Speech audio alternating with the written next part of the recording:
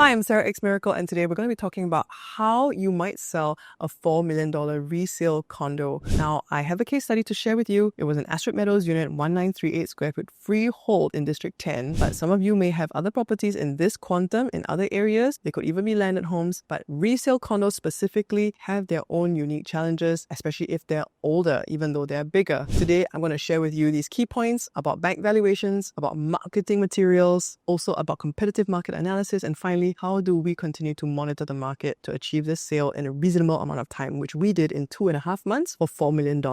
When previously the agent could not get a single offer for more than 8 to 9 months, almost a year. Let's go. Now, this unit is an investment unit, and so it was always tenanted. And one of the issues previously, according to the previous agent, was that it was too dark and that was facing a substation. And a lot of negative points had some diagonal west sun, and it was on a low floor. All these negative factors stacking up. Does that mean that we are stuck with a unit and not able to get the unlocking of the profits that we wanted? Now, when we sold it for $4 million, our clients had a profit of more than $500,000 after fees, after all of that. I would say that was a massive success for them, and they managed to move on and release the name to go onto the next season of life. What did we do differently from the other agent, and how can you potentially sell your property in a reasonable amount of time at the $4 million mark when there are so many competitors around? The first one is bank valuations. Bank valuations always take into account any renovation done, but in our case, there were not much renovations to talk about. It was quite original except for the kitchen having been redone, and our current owners weren't even the ones who did it. So no renovation to talk about. And of course, they base it a lot on the last transacted prices. And in our case, last transacted prices were really good. And so we got really, really high valuations up to $4.5 million. Hence, the previous listing price at $4.2 million seemed to be a reasonable ask. But why wasn't it moving? If bank valuations could support the buyer to take a loan to buy this place, and that's why bank valuations are very important to begin with, you do not want to be overpricing your unit beyond bank valuations. And even then, bank valuations tend to be a maximum guideline. They do not reflect on the ground market sentiment. So it is quite likely that if you get a bank valuation of X amount, let's say in this case $4.5 million, you may not be able to achieve that as a sale unless you have a highly desirable unit with very good properties. And by the way, these are all desktop valuations that the bank gives you verbally. It's not even anyone doing site valuations. We have to take it with a pinch of salt, but at least know that the price that we're asking is within valuation. Bringing me now to, if the valuation was so good, why couldn't it sell? Now you have to look at the marketing materials. In the previous marketing materials, the unit was mostly marketed as bare, empty, without any life, without any furniture. The first thing I had to address to them is that if your unit is being sold as an empty unit like that, nobody can see the sense of space, because when I visited the unit, we were like, wow, this is a huge apartment, 1,938 square feet, freehold in the heart of District 10. Sounds so amazing, but why is it that nobody wanted to pay, or nobody even wanted to offer a single offer in 1 year? Well, the marketing materials were number one, bare, and number two, the tenant who was currently in that unit also didn't exactly have the nicest decoration. So when the tenant left, what we did was to actually stage the entire unit. Shout out to SFR for doing the staging together with me, because I think they did such a great job. And when we staged the unit to put in a king size bed, a lounge chair, huge sofa, nice big dining table to show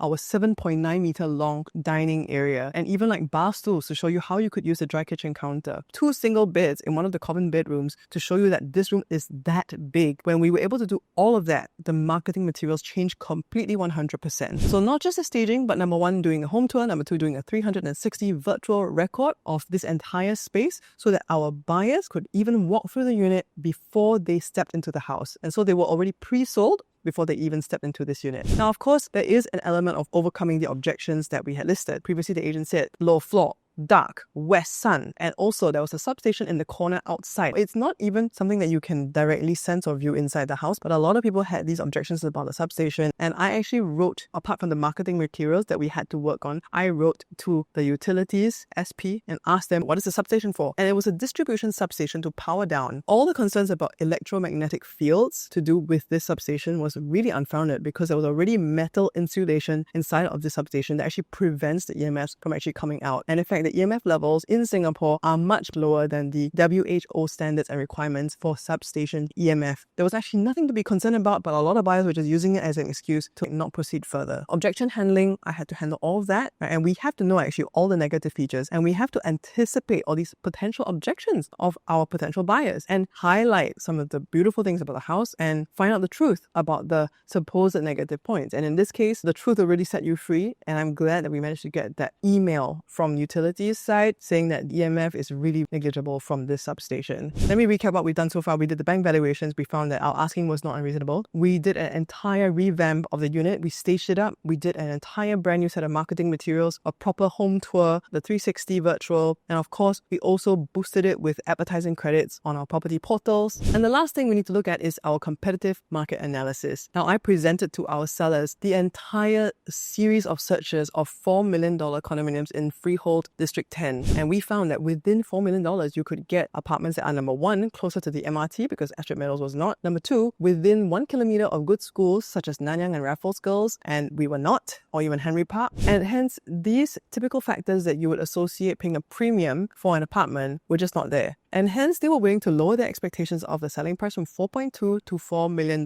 because I shared with them, if we can achieve $4 million on par with some of these better located properties that might even be newer or better renovated, even though ours is larger, we have a bigger size. Ours is 1938. $4 million would be a really good closing price. The competitive market analysis is something that not everybody looks at. And sometimes if as a seller, you just have an emotional number, that is going to be your downfall because if you overprice a unit, you're not going to get inquiries because it doesn't even fall within the searches of our property platforms. It is important to look at the competitive market. It is important to get your bank valuation in place to make sure that our asking is not going beyond. It is important to do proper marketing materials to give it the best shot possible. And lastly, it is very important to keep refining and rethinking on the pricing, the listing as we go along, as we get market feedback. Initially, even though we listed it at $4,199,999, after 2 months, the sellers felt that they really wanted to let go and they were ready. I said to them, look, I had only 2 months. I think we're getting very close. We already had someone who is saying that they want to bring their parents to come and see. So they told me, look, let's just close it at $4 million. Just inform everyone. So I went back to these prospects who were the closest I felt and I said, look, owners are willing to reduce from 4.2 to 4. Are you willing to come down and have a look again and see if you'd like to make an offer? And indeed, they did. They made the offer at $4 million and we closed off the sale. When I lowered the listing price to $3,999,999, there was a huge influx of potential buyers that wanted to see it because you know what? They all had their searches limited at $4 million, which kind of corroborated what I was anticipating, that a $4 million mark in the very beginning when I was doing the competitive market analysis, that should have been the sell price. But I'm glad that we went through the whole process, we got the market feedback, and that we eventually closed for a more than $500,000 profit for my sellers. And so if you're wondering how to move your $4 million resale property because perhaps you want to upgrade to a landed property in the $5 to $6 million range, I'd be super happy to have a free consult with you. We can go through your property, look at your portfolio, and achieve your next miracle home together. Till the next video, if you like this, do give us a subscribe, and I'll be doing more videos like that to show you how you can achieve the miracle home of your dreams.